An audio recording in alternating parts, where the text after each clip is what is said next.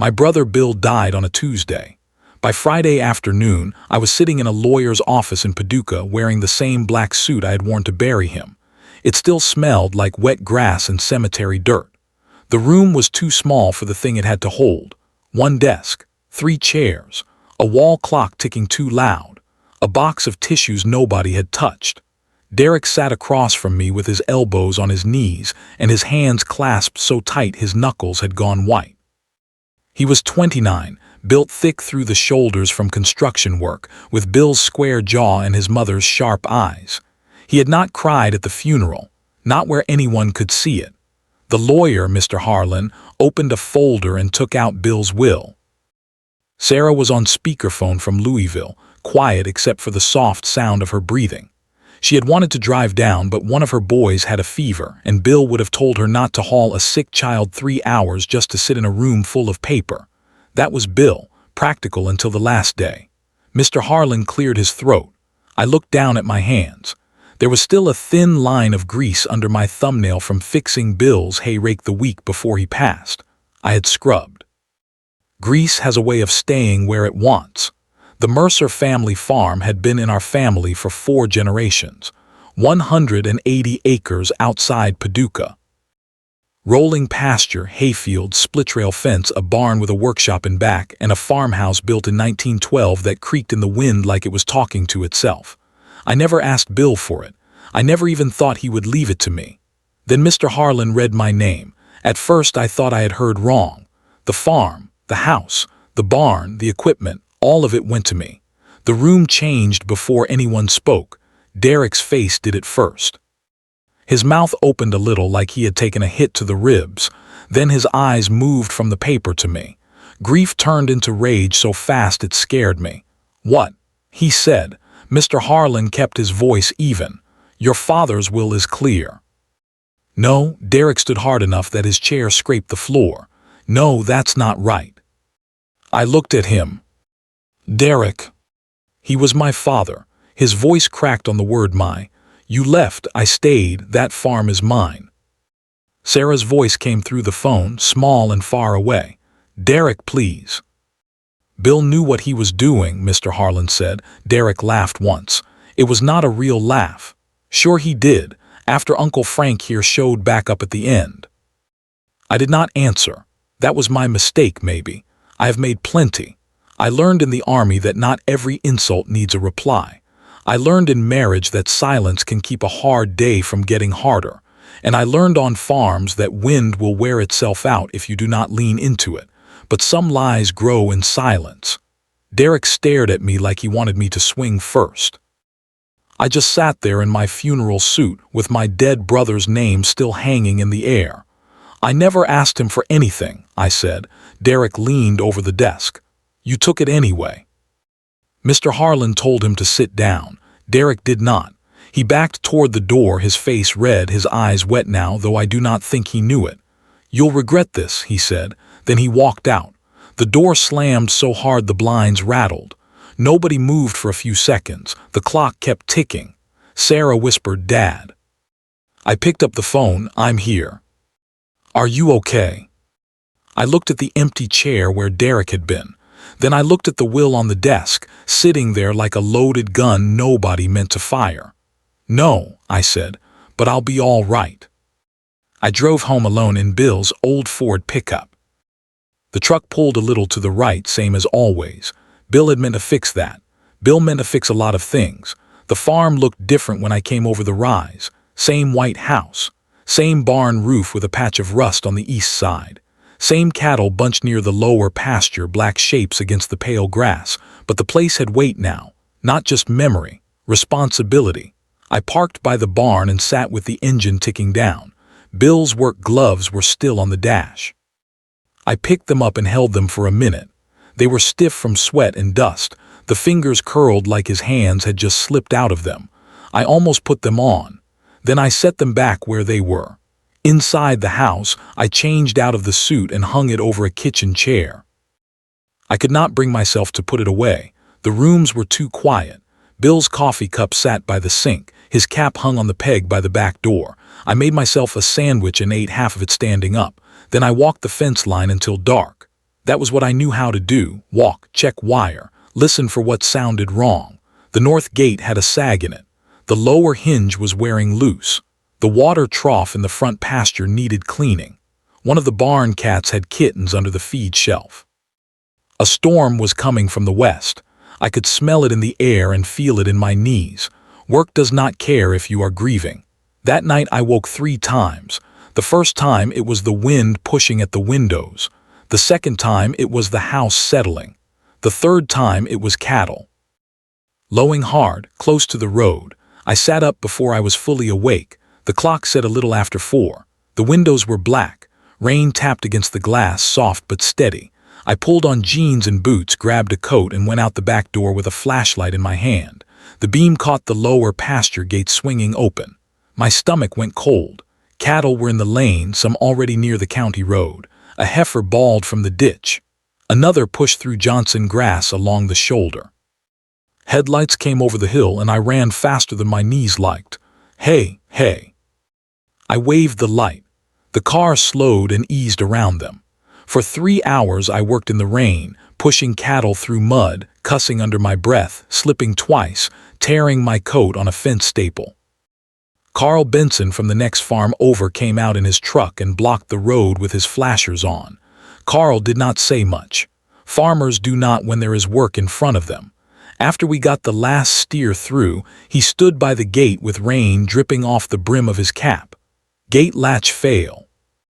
I shined the light on it. The chain was not broken. The latch was not bent. The wire I had wrapped around it 2 weeks before had been unwound neat and dropped in the mud. Carl saw it too. He looked down the road, then back at me. Saw Derek's truck out this way late last night. I kept the flashlight on the gate. What time? Past midnight. Carl rubbed rain off his cheek. Didn't think much of it, figured family business. I nodded. Carl waited like he expected me to say something. I did not, because I knew. And Derek knew I knew, but knowing is not proof. It is just weight you carry until it turns into something heavier. Carl finally climbed back into his truck and drove home. I stayed at the gate until the sky began to gray. My hands were numb. Mud had soaked through my socks. The cattle settled back into the pasture like nothing had happened. I pulled new wire from the barn, wrapped the gate twice, and twisted it tight with fencing pliers. Then I stood there in the rain, looking down the empty road where Derek's truck had been. My brother had been in the ground 2 days, and already his son had opened the gate. I wiped rain from my face and tightened the wire one more turn. This was not over. Sunday morning, I went to church because Bill would have expected it. Not because I felt holy, not because I wanted comfort. I went because Mercers had sat in the same third pew from the back since before I was born, and I was not going to let Derek chase me out of it with an open gate and a midnight drive-by. The rain had moved on. The air felt washed clean, but the farm did not. Mud held every boot print. The gate still had my fresh wire twisted around it. A person passing by would not notice anything wrong. I noticed. That is how farm damage works. It leaves small marks that tell a story if you know how to read them. The cows were skittish when I fed them. The north hinge was loose from swinging all night. One calf had a scrape down its flank from the ditch fence. Nothing fatal. Nothing I could take to anybody and say, look what he did. Just enough to cost me time. Just enough to remind me I was being watched. I changed into clean jeans, a button-down shirt, and my good boots. Bill's cap was still by the back door. I looked at it a second, then left it there. At church, the parking lot was already half full. The fellowship hall smelled like coffee, floor wax, and somebody's cinnamon rolls. That smell had always meant home to me when I was young. That morning it felt like walking into a room after your name had already been spoken. Pastor Tom Whitaker met me near the sanctuary doors. He was in his 60s, broad through the chest, with white hair and tired eyes. He had married my parents, buried my mother, baptized Derek, and stood over Bill's grave with one hand on the casket like he was holding the whole family down. "Frank," he said, "Pastor." He squeezed my shoulder. "How's the place holding up?" I looked at him. Maybe he saw more in my face than I meant to show. "It's standing." "That is not what I asked." "No," I said, "but it's the answer I've got." He nodded slow. He knew better than to push me in a hallway full of people. I took my seat in the third pew. Derek was 2 rows ahead on the other side, sitting with a couple of men I knew from town. He did not turn around, but I saw his neck tighten when I walked in. That was enough. During the service, I kept my eyes forward. Pastor Tom preached about brothers. I do not know if he meant to. Maybe the scripture had been picked weeks before. Either way, every word seemed to land on the back of my hands. Afterward, I went to the fellowship hall because leaving right away would look like guilt. That is the trouble with a lie. Once it gets in the room, every normal thing you do starts sounding like evidence. I poured coffee into a foam cup and stood near the table with the plastic forks. Folks came by and said the things people say after a death. Bill was a good man. We're praying for you. Hard season. Then I heard it behind me, not loud, not meant for me to hear anyway. Derek says Frank talked Bill into changing everything when he was weak. A woman's voice. I knew it, but I did not turn around. Another voice answered. I heard Frank barely came around till the end. My fingers tightened around the coffee cup. The lid popped loose and hot coffee ran over my thumb. I did not flinch. I set the cup down, took a napkin, wiped my hand. Across the room, Derek looked at me. He leaned against the wall with his arms crossed. One corner of his mouth lifted just enough to show he had seen the spill, just enough to tell me this was not grief talking anymore. This was a campaign. Pastor Tom stood between 2 older men, listening to one of them. His eyes found mine for a second. He looked uncomfortable, and that bothered me more than the whispers. Not because Tom believed them, because he knew others might. I could have stood on a chair and told the room I never asked Bill for a thing. I could have told them about the weekends I spent fixing equipment while Derek was nowhere to be found. I could have told them Bill called me every Thursday night after supper just to talk about weather, cattle, and old trucks. But a man defending himself against a rumor always sounds like he is losing, so I threw the napkin away. I walked out without eating. Halfway to my truck, I heard the fellowship hall doors open behind me. I did not look back. I already knew who it was. Uncle Frank. I stopped beside the truck. Derek came down the steps slow like he had all day. He wore a clean work jacket and muddy boots, and his face had that tight, angry smile young men get when they think cruelty is the same thing as strength. Leaving so soon. I opened the truck door. You got something to say, Derek Mercer, say it plain. His smile slipped just a little, then it came back, plain. All right, you don't belong on that farm. I looked at him for a long second. A crow called from the church roof. Somewhere behind us, children laughed in the hall. That all. No, he stepped closer. Everybody's going to know what you did. I felt something in me go still. Being called a cheat is different from being called a fool. A fool can laugh. A cheat has to live with people counting their change after they shake his hand. I know what I did, I said. I buried my brother. Derek's jaw worked. Then I got in the truck and drove home. That evening, Sarah called. I was in the kitchen with a plate of beans and cornbread I had not touched. The house smelled like old wood and rain-damp clothes. I could see the east fence through the window, leaning in 2 places, waiting on me. Her name lit up on the phone, and for the first time in my life, I did not want to answer my daughter. I did anyway. Hey, sweetheart. Dad. Her voice was careful.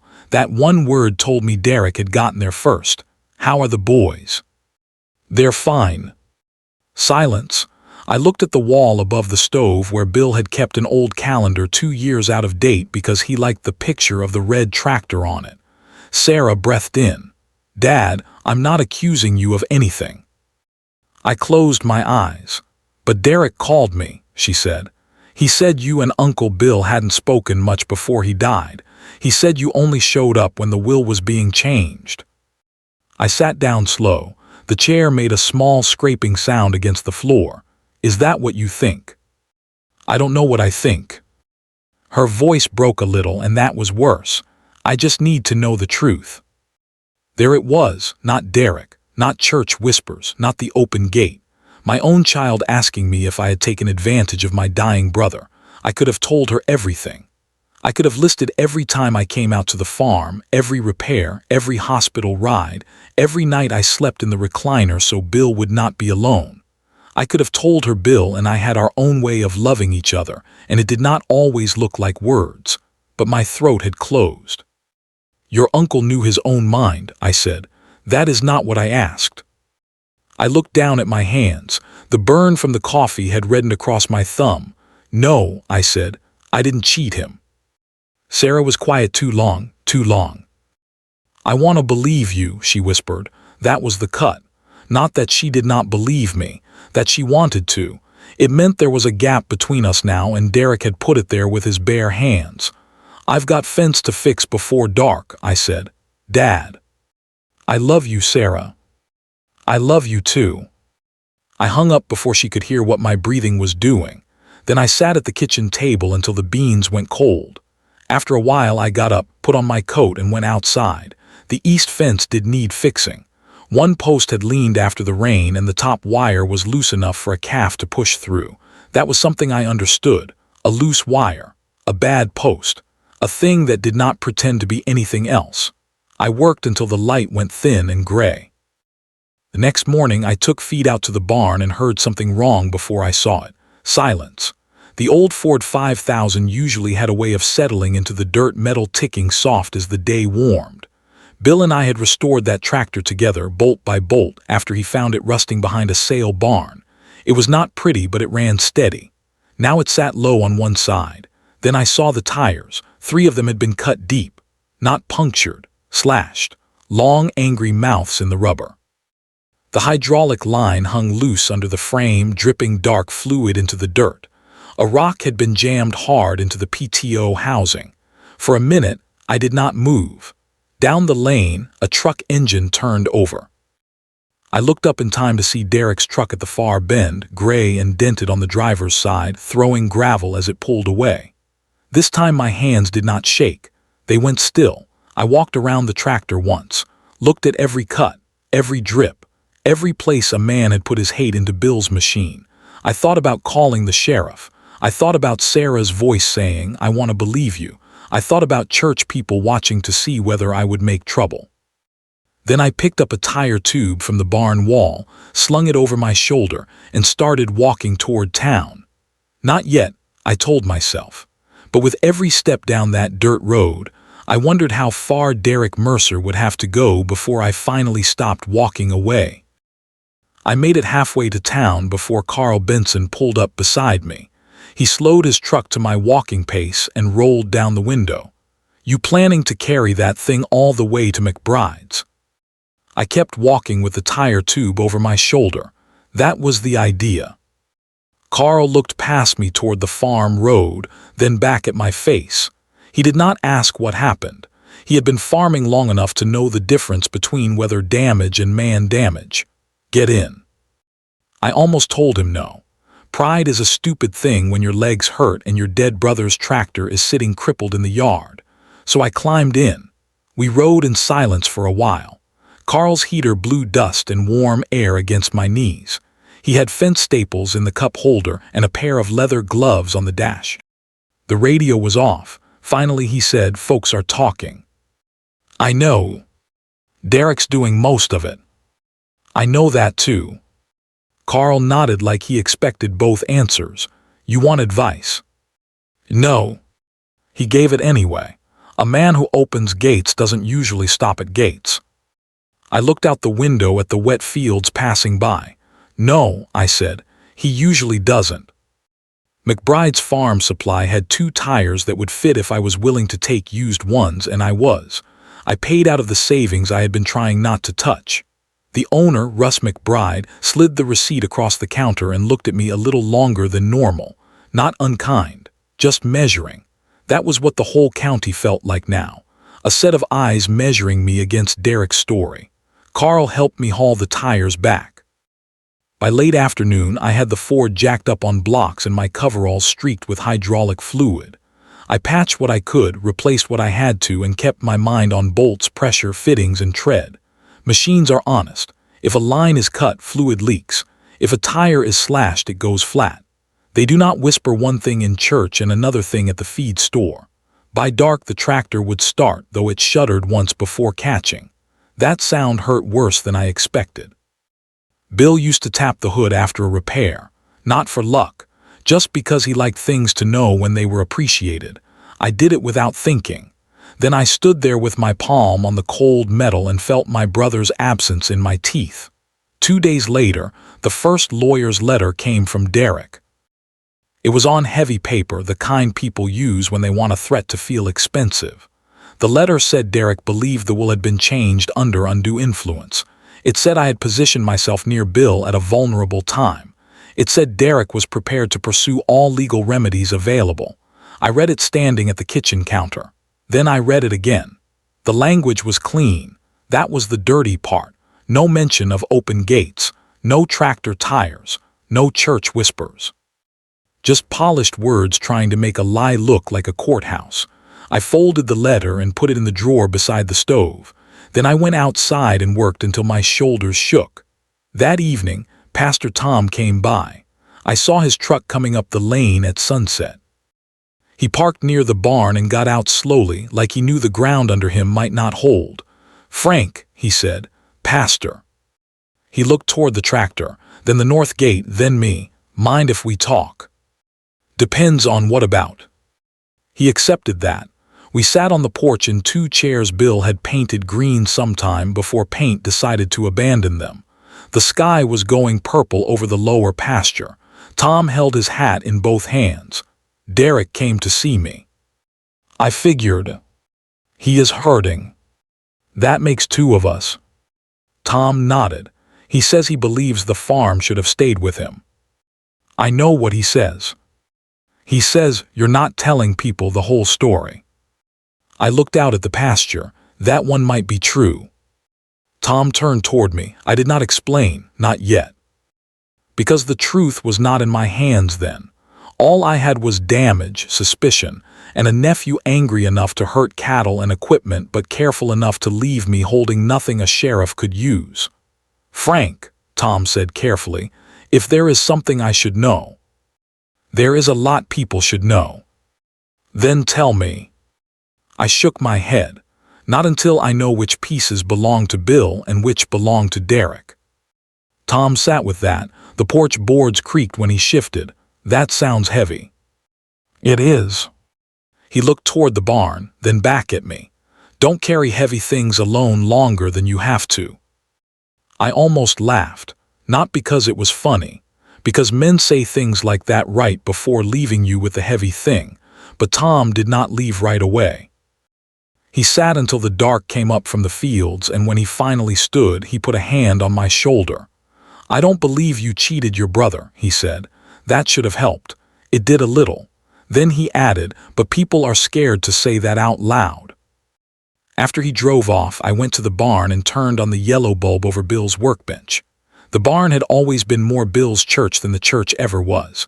Pegboard wall, old coffee cans full of bolts, a radio that only picked up 2 stations and both of them badly, a vise mounted on the bench so solid you could probably pull a truck with it. I needed baling wire. That was all.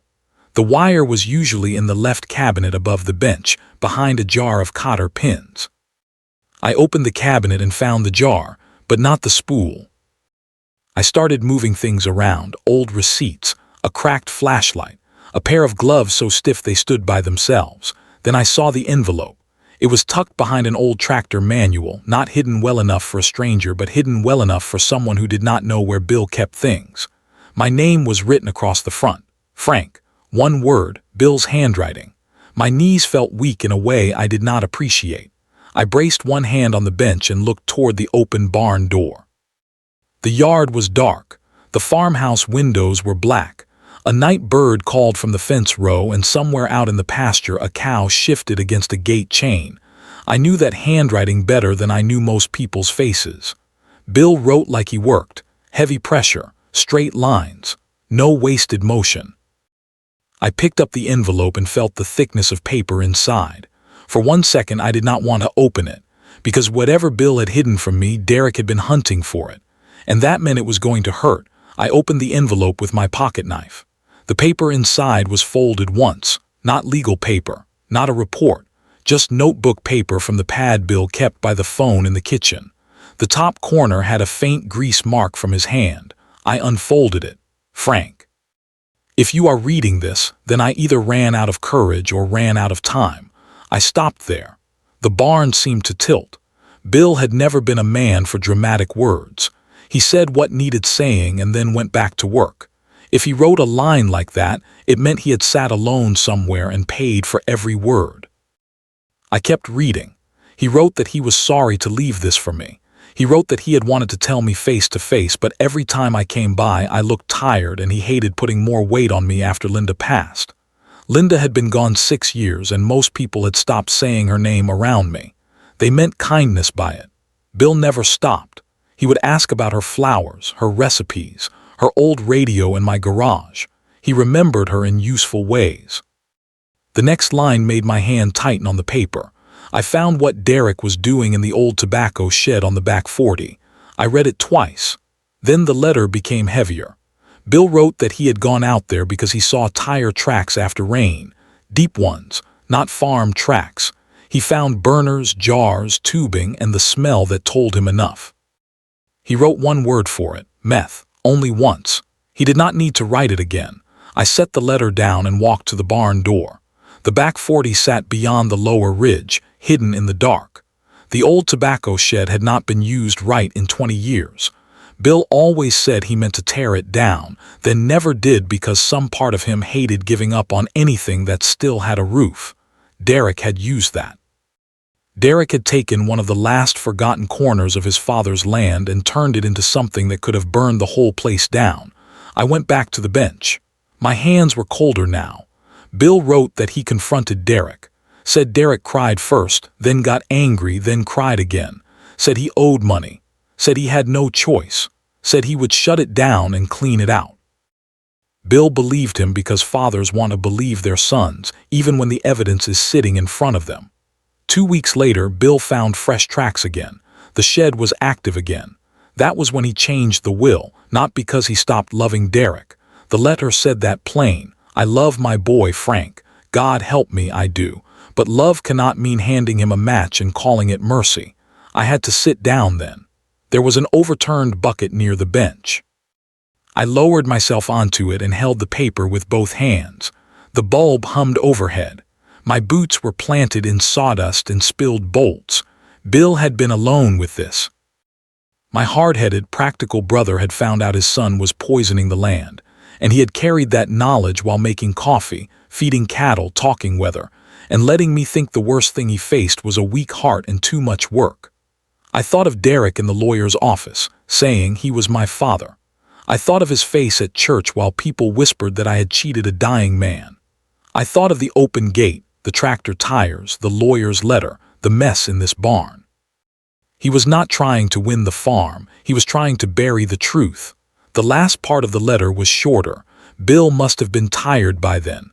The handwriting leaned harder to the right. I know what people will say. They will say I was wrong to cut out my own son. Maybe I am. Maybe the Lord and your conscience will both judge me for it. But I have watched this farm outlive better men than me, and I could not leave it to someone who would sell it, burn it, or use it up to prove he was never a disappointment. My eyes blurred, and I hated that too. Then came the last line. I am sorry to put this on you, brother, but I could not let the land die with me. I read that line until the words stopped looking like words. Outside, the wind moved through the loose boards of the barn. It came in thin and cold across my neck. I folded the letter along the same crease Bill had made and put it back in the envelope. Everything had changed. Nothing had changed. The lawyer's letter was still in my kitchen drawer. The tractor was still damaged. Sarah still had doubt in her voice. The church still believed, or half believed, that I had taken advantage of my brother before he died. But now I had Bill's voice in my hand. I could take it to the sheriff. I could take it to Derek's lawyer. I could stand in the church parking lot and read it loud enough for every whispering mouth in the county to shut. And if I did that, I would not just clear my name. I would expose Bill's son. I would drag my brother's heartbreak into public and lay it on a table for people to pick over with casserole spoons and church gossip. Maybe Derek deserved that. Maybe he deserved worse, but I kept seeing Bill's line. I love my boy, Frank. God help me, I do. I folded the envelope and slipped it inside my jacket pocket. Then I sat there on the bucket until the bulb drew moths from the rafters and my legs went stiff. For the first time since Bill died, I had the power to end the fight. I just did not know if ending it would destroy what was left of my family. For 3 days, I carried Bill's letter in my jacket pocket and said nothing. That was not the same as doing nothing. I fed cattle. I tightened the north gate. I fixed the ford well enough to move hay. I slept with my boots beside the bed and woke at every sound from the yard. The letter stayed with me. When I bent for a feed sack, I felt it against my ribs. When I sat in Bill's chair at night, I felt the corner of the envelope through the lining. It was warm from my body by then, like a thing alive. Derek must have thought he had won something because he got louder. At McBride's, while I was buying mineral blocks, I heard his voice from the next aisle. "My uncle doesn't even know how to run that place," he said. "Bill would roll over if he saw it now." Russ McBride went quiet behind the counter. I paid and walked out. Through the window, I saw Derek watching me. His gray truck was parked sideways across 2 spaces, the dent on the driver door catching the sun. He wanted me to turn around. I did not. 2 days later, another lawyer's letter came. Same heavy paper. More suggestion that if I wanted to avoid a long fight, I ought to consider a settlement. A settlement meant giving Derek part of the farm. Maybe all of it, by the time legal fees finished chewing. I put that letter in the drawer with the first one. Then I took Bill's envelope out of my jacket and laid it on the table beside them, paper against paper. One was a living man's lie dressed in clean language. One was a dead man's pain folded once. The phone rang while I was still looking at them. "Sarah." "Hey," I said. "Dad." Her voice was different this time, not careful, tired. "You all right?" "I shouldn't have asked you like that." "You had a right to ask." "Maybe," she said, "but I didn't have a right to sound like I already half believed him." That got under my ribs worse than I expected. "Sarah, I should have told you more." "Then tell me now." My hand went to Bill's letter. I could have cleared my name with my own daughter right there in the kitchen. But the truth was too large for a phone call, and part of me still hoped Derek might stand up before I had to push him down. "Soon," I said. She was quiet. "Is there something you're not telling me?" "Yes." "Is it bad?" I looked at the envelope. "It's heavy." She did not ask again. "I'm coming down for the harvest potluck," she said. "You don't have to." "I know." The next morning I drove to church. Pastor Tom's office was behind the sanctuary, past a hallway lined with children's drawings and old photographs of church picnics. The place smelled like coffee and paper. He looked up when I knocked. "Frank, I need you to see something." His face changed before I handed it to him. I closed the door, took the envelope and laid it on his desk. He did not touch it right away. "Is this Bill's?" "Yes." Tom picked it up with both hands. He read my name on the front. Then he unfolded the pages and started reading. I watched him instead of the paper. At first his face was guarded. Then his mouth tightened. Halfway down the first page he took his glasses off, wiped them with a handkerchief and put them back on even though they were not dirty. When he reached the last line, he closed his eyes. The office was quiet except for the wall clock and a mower somewhere outside. "That's Bill's handwriting," he said finally. His voice had gone rough. "I'd know it anywhere. I've got Christmas cards from him going back 20 years. I nodded once. Tom laid the pages flat on the desk and pressed his palm beside them, like he was steadying the room. "Does Derek know you have this?" "No." "Frank." He looked at me then, not as a pastor talking to a church member, but as a man who had known my family longer than some marriages last. "What are you going to do?" "I'm going to give him one last chance to tell the truth himself." Tom's eyes narrowed. "When?" "At the potluck." He leaned back slow. That room will be full. Yes. That could split this church. It's already split. They just haven't admitted it. He looked down at the letter again. And if he doesn't tell the truth. I stood up. Then I'll need you to read. Tom looked tired, older than when I walked in, but he folded the letter carefully and handed it back to me. I'll be there, he said. If you need me to speak, I will. On the way out, I passed the fellowship hall. 2 women were setting decorations on tables, paper pumpkins, plastic leaves, a banner that said Family Faith Harvest. Derek was there too.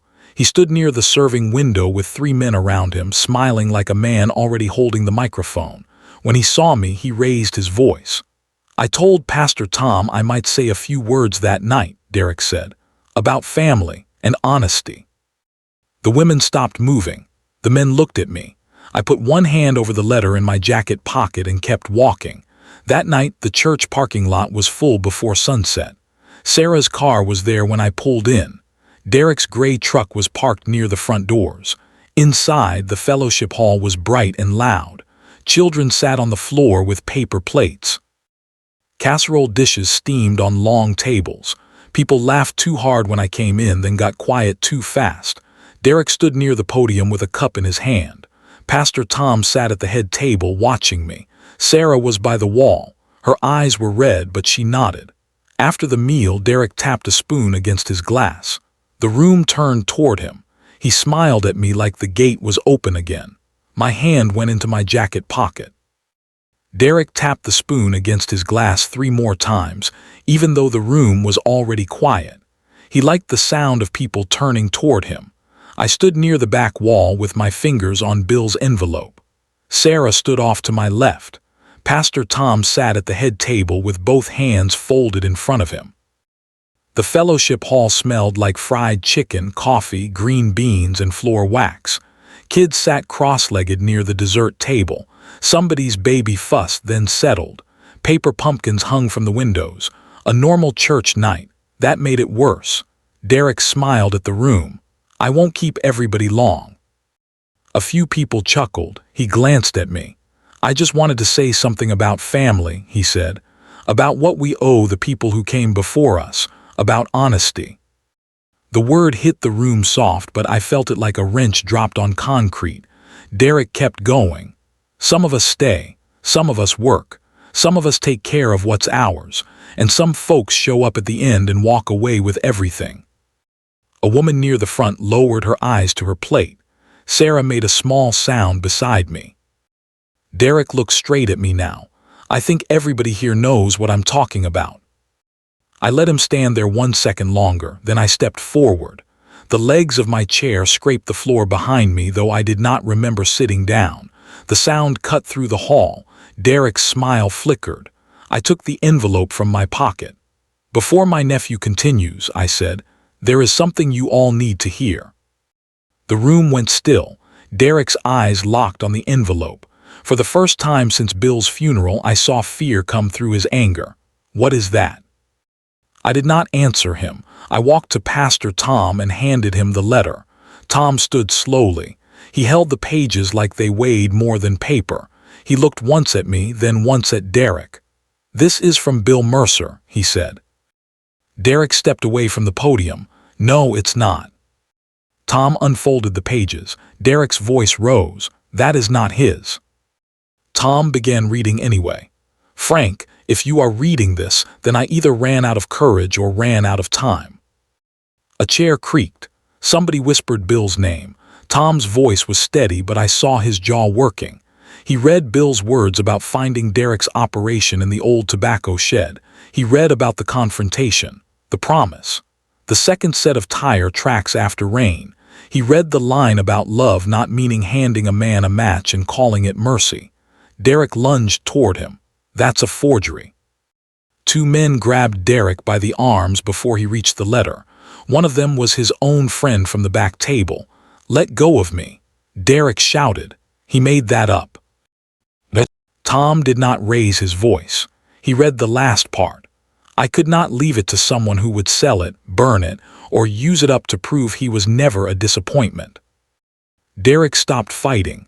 His face folded in on itself. Not sorrow, not yet, being caught. Tom read the last line. "I am sorry to put this on you, brother, but I could not let the land die with me." Nobody moved. The fellowship hall had 50 people in it, but I could hear the ice melting in a pitcher on the serving table. Then Martha Ellison, the oldest woman in the church, pushed herself up from her chair. She had known our family since before Derek was born. "That is Bill's handwriting," she said. Her voice was not loud. It did not need to be. "I've gotten Christmas cards from that man for 30 years. That is his hand." Others began nodding, small at first, then more. Derek looked around the room, searching for one face that would still stand with him. He did not find it. "You don't know what it was like," he said. His voice cracked. "I was in debt. I had no choice." I looked at him. All the things I might have said lined up in me and went quiet. The open gate, the slashed tires, Sarah's voice on the phone, Bill sitting alone with that knowledge, writing my name on an envelope he hoped I would never need. "You had a choice every day, Derek," I said. "Your father gave you one too. You didn't take it." That was all. Derek stared at me like I had struck him. Then he pulled loose from the men holding him. Nobody stopped him this time. He walked down the center of the hall, past the casserole dishes, past the children, past the people who had believed him. No one followed. The door closed behind him. For a while, all anybody did was breathe. Then Sarah came to me. She did not give a speech. She did not explain herself. She put both arms around me and cried into my shirt like she was small again. "I'm sorry," she whispered. I nodded because my throat would not work. Pastor Tom put one hand on my shoulder. Around us, people began moving again, but quietly. A few came over and said my name. A few apologized. Some could not look me in the eye, and I let them have that. Shame is heavy enough without a man making you hold it up in public. I took Bill's letter back from Tom and folded it along the crease. The food stayed on the tables. Nobody was hungry anymore. After that night, things changed, but not all at once. The lawyer's letters stopped. Word spread the way rumors do, only slower because truth makes people ashamed before it makes them talk. Derek left town. Some said he went to a recovery place 2 counties over. Some said he was working in a garage under another name. I did not chase the stories. The farm still needed me. Cows still pushed fence. The Ford still smoked on cold starts. Hay still had to be cut before rain. Sarah came down more often, sometimes with the boys, sometimes alone. She helped in the kitchen and walked the fields with me without trying to fill every silence. Summer came on thick and green. Then one Sunday afternoon, I heard a truck in the drive. I knew the sound before I saw it. Derek's gray truck rolled in slow and stopped by the barn. The dent was still in the driver's door. He stepped out thinner than before, clean-shaven, his shirt tucked in like he was trying to remember how to be decent. Sarah stood on the porch behind me. Derek took off his cap. "I'm 6 months clean," he said. I watched his hands. They were steady. "I'm working at a garage over in Ballard County," he said. "I'm not asking for the farm." I said nothing. He swallowed. "I'm asking if you need help with the haying." The old anger moved in me, but it did not stand up like it used to. It was tired. So was I. I thought about Bill. I thought about gates opened in the dark and gates closed in daylight. "The gates need mending," I said. "You know where the tools are." Derek nodded once. He walked toward the barn. Sarah came down off the porch and stood beside me. She did not say anything. She did not have to. By evening, Derek and I were on opposite ends of a fence line, working toward each other, the pasture green between us. That is not forgiveness. Not yet. Forgiveness is a bigger word than people think. They use it like a door you open once, but it is more like fence work. You go post by post. You find what rotted. You pull what cannot hold. You stretch wire until your hands ache, and even then you do not know if the whole thing will stand when the next storm comes. But that evening, Derek tightened one side and I tightened the other. The gate held. For now, that was enough.